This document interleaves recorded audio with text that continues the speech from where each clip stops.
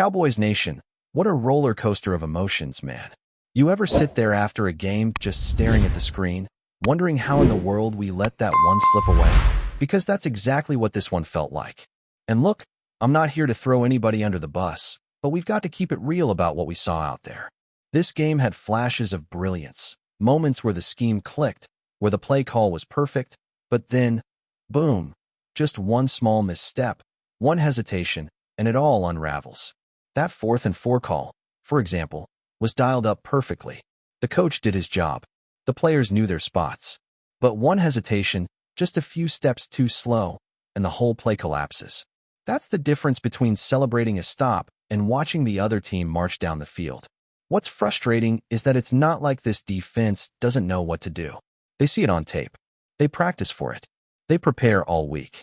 And still, when Sunday hits, it feels like everything that was supposed to work just doesn't connect. But I'll tell you what impressed me, man. Even with the frustration boiling over, you can see that the players are holding themselves accountable. You could hear it in their interviews. Nobody's pointing fingers. Nobody's quitting. They're talking about finishing drives, being more physical, playing with resilience. Those aren't just buzzwords. That's the mentality of a team that knows they're better than the record shows. And look, you got to appreciate how the offense keeps showing up. Week after week, these guys are putting up points, 30, 31, almost 30 every single game, and still walking away with a loss. That's not normal, man. That's not a talent issue. That's a frustration issue. Because when your offense is averaging nearly 30 points per game and it's still not enough, something's seriously off on the other side of the ball. You can feel it. You can see it in the eyes of the defensive players after the game. They're mad, they're embarrassed, and they know they've got to fix it. It's hard watching guys like Dak and CeeDee keep grinding, putting everything on the field, and still walking away shaking their heads. You can tell they're tired of moral victories. They don't want to be the team that almost had it. They want to finish. They want to dominate. Dak said it himself. This is about finishing. You can talk about resiliency all you want, but resiliency only matters when it turns into wins. And speaking of finishing, man, that last drive, you could feel the energy, right? The stadium was tense. Everybody was thinking, okay, this is it. This is where the Cowboys put it together. But then it's like the wheels just came off. Missed blocks, missed reads, and suddenly it's over. That's the worst part. Knowing they had the ball, had the chance, and it just slipped away. That's the kind of moment that lingers in the locker room all week long. Now let's talk about the defense, because that's where the real questions start piling up. Kenneth Murray, for example, man, he's got all the tools. He's quick, he's strong, but right now, it's not showing on the field. You watch the tape, and it's like he's always a half step late or biting too early. It's frustrating, because the scheme is there. The calls make sense. But football's a game of execution, and when 11 guys don't move as one, bad things happen. You can't give up over 30 points in 4 of your first 6 games and expect to be a playoff team. And it's not like these guys don't care. You could hear the anger in their voices post-game. They're not pointing at the coaches, but you can sense the tension. Some of those answers, man, they were tight-lipped for a reason. There's frustration that can't be said out loud, but it's definitely there. You can tell they're holding back, trying to stay professional, but it's boiling beneath the surface.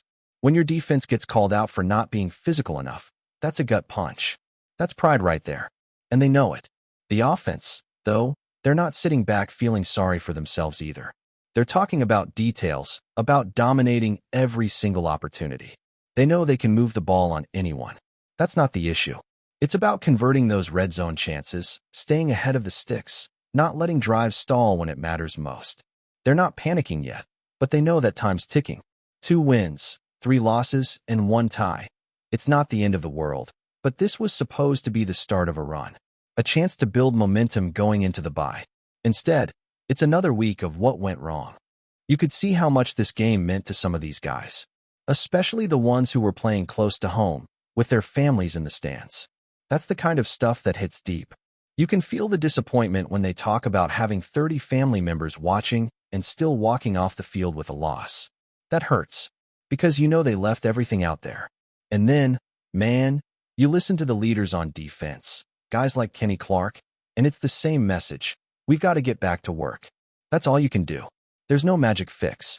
You watch the film, you correct the mistakes, and you go again next week. But even Kenny sounded like he's holding something back, like he wants to say more but can't. Maybe it's about effort, maybe it's about the scheme, maybe it's about accountability. Whatever it is, it's simmering. Meanwhile, the fans are losing patience. And I get it. You score 30 points per game and still lose? That's maddening. The defensive line isn't setting the edges, the tackling's sloppy, and teams are running all over us. Rico went off for over 180 yards like it was nothing, and that's just unacceptable. When a running back says, "buckle up" before the game, and then does exactly what he said he would, that's not just on talent, that's on pride. And the defense felt that. You could hear it in their post-game interviews. They were pissed off. Not disappointed. Pissed. And that's good. That's what you want to hear. Because anger means they care. The locker room vibe after this one wasn't chaos. It was controlled frustration. Nobody was throwing helmets or yelling at each other, but everyone knew what time it was. They've got a divisional opponent coming up next week, and they can't afford to sleepwalk into that matchup. It's going to take a complete game from start to finish. Not just a hot first quarter or one good drive. The team has to finally play 4 quarters of clean football. And here's the thing, man. The Cowboys are still in it. This isn't panic time yet. 6 games down, 11 to go. There's still a long road ahead. But the patterns we're seeing, giving up big plays, failing to get stops late in the game, those patterns have to be broken now. Because if they don't, this season could spiral. Jerry Jones knows it. The players know it. Everyone in that building knows it. You look at the numbers and the story they tell. A top offense, a bottom-tier defense. That's the formula for heartbreak. You can't expect your quarterback to hang 30 every week just to keep you in games. The defense has to start carrying their weight, has to start setting the tone instead of reacting. Because right now, it feels like they're always a step behind. But I'll tell you what, this locker room still believes. You can sense it in their words. They're frustrated, sure, but they're not broken. They're still talking about fixing things, about playing with heart, about owning their mistakes. That's the kind of mindset that can flip a season. But talk only gets you so far. Next week, it's got to show on the field. You know what really stands out after listening to all those post-game interviews? The mood isn't hopeless. It's angry, but it's also determined. There's a difference between a team that's giving up and a team that's fed up. And right now, these Cowboys are fed up. They know exactly what went wrong. They know what it looks like to dominate for 2 or 3 quarters and then crumble when it matters most. They've watched that same movie too many times this season, and the frustration is starting to burn. That's the kind of fuel that can change a team's mentality if they channel it the right way. The offense, for example, is doing its part. They're scoring, they're moving the chains, they're executing on 3rd down. But it's the small moments, the little breakdowns, that keep haunting them. A missed block here, a dropped pass there, and suddenly a promising drive turns into a field goal instead of a touchdown. You can hear it in their voices after the game. They're tired of moral victories. Dak and the guys are saying all the right things about staying patient, staying resilient, but you can tell they're done with the talking. They want to see results. They know they can hang with anyone in the league. They just need the defense to hold up their end of the deal. And that's the real story here. This defense, man, they've got too much talent to be struggling like this. When you look at the roster, there's no excuse for giving up over 30 points a game. These aren't rookies trying to figure out the playbook. These are veterans, guys who've been in big moments, who've made big stops. But right now, it feels like they're disconnected. One guy misses a tackle, another takes a bad angle, and suddenly a 5-yard run turns into a 25-yard backbreaker. It's death by 1,000 cuts. And when that keeps happening week after week, it wears on you. You can feel that tension starting to build between the units. The offense puts up points, the defense gives them right back, and everyone's trying to stay positive, but you can only keep the frustration bottled up for so long. Kenny Clark said it best, "We just have to get back to work." Simple words, but you could hear the edge in his voice. He's pissed. They all are. And honestly, that's what needs to happen. Anger can wake up a defense faster than any motivational speech. What's scary, though, is that the schedule doesn't get any easier. The next few weeks are going to test this team's character. You've got the Commanders coming into town, and that's not just another game. That's a statement opportunity. Win that one, and suddenly the energy in the building shifts. You go into the bye with some momentum, some confidence, some belief that the season isn't slipping away. But lose it, and the noise from the outside gets a whole lot louder. And man, the fans feel it too. Cowboys Nation is one of the most passionate fan bases in the world, and they're tired of the same storylines. Every year it's the same thing: fast start, mid-season stumble, emotional post-game quotes about resilience. It's time to break that cycle. And you can tell the players want that just as much as the fans do. Nobody's making excuses. Nobody's blaming the refs or the weather or anything else. They're owning it. They just need to turn that accountability into action. The bright spot, if you're looking for one, is that the offense has found an identity. They're creative, they're balanced, and they've shown they can adapt. Dak's leadership has been steady through all of this. He's not cracking under pressure, and his chemistry with the receivers, especially when CeeDee Lamb is back to full strength, looks like it can be elite. You can see flashes of what this team could be if everything clicks. That's what makes it so frustrating. Because the potential is right there, just waiting to break through. But defense wins championships, and right now the Cowboys aren't playing championship defense. The run defense has been soft, the tackling inconsistent, and the communication on the back end just isn't sharp enough.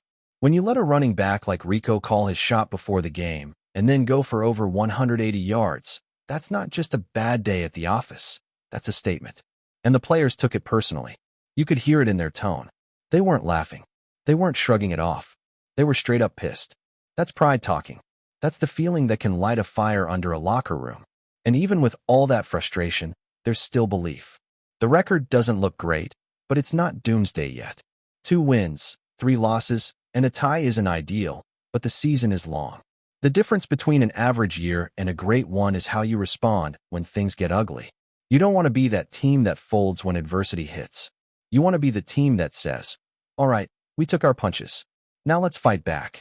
And from everything I've seen, that's exactly where these Cowboys are mentally. Before we roll on, subscribe to Cowboys Wire News, drop a like, and turn on the bell. Your support keeps the Dallas Cowboys updates coming. Tell us what you think in the comments.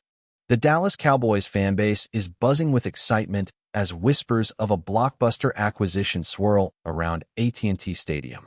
Rumors have been circulating that Marcus Williams, the dynamic star whose name has dominated highlight reels and fantasy leagues alike, is on the verge of joining the Cowboys roster. Sources close to the team suggest that discussions have been quietly progressing, and insiders hint that an announcement could be imminent.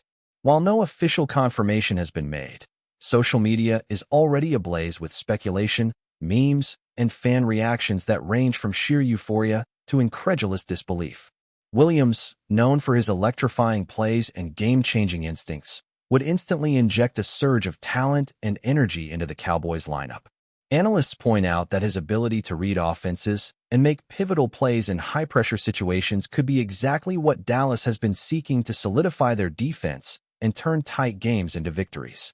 If the deal goes through, Williams' arrival could mark a turning point for the franchise, potentially elevating the team's status in the league and bringing renewed hope to a fanbase eager for championship contention. The timing of this potential signing is also fueling chatter. With the season approaching, a player of Williams' caliber could shift the balance of power in the NFC, creating matchups that opponents will have to carefully strategize against.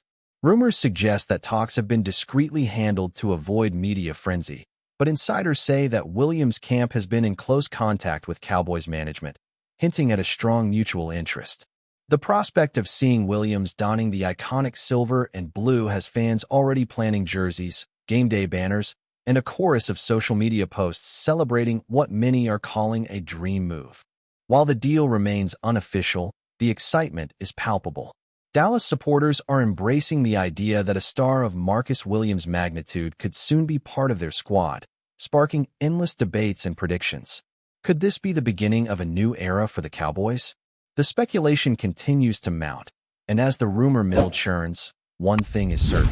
If Marcus Williams really is coming to Dallas, the NFL world is about to witness a frenzy unlike any other. That's a wrap from Cowboys Wire News.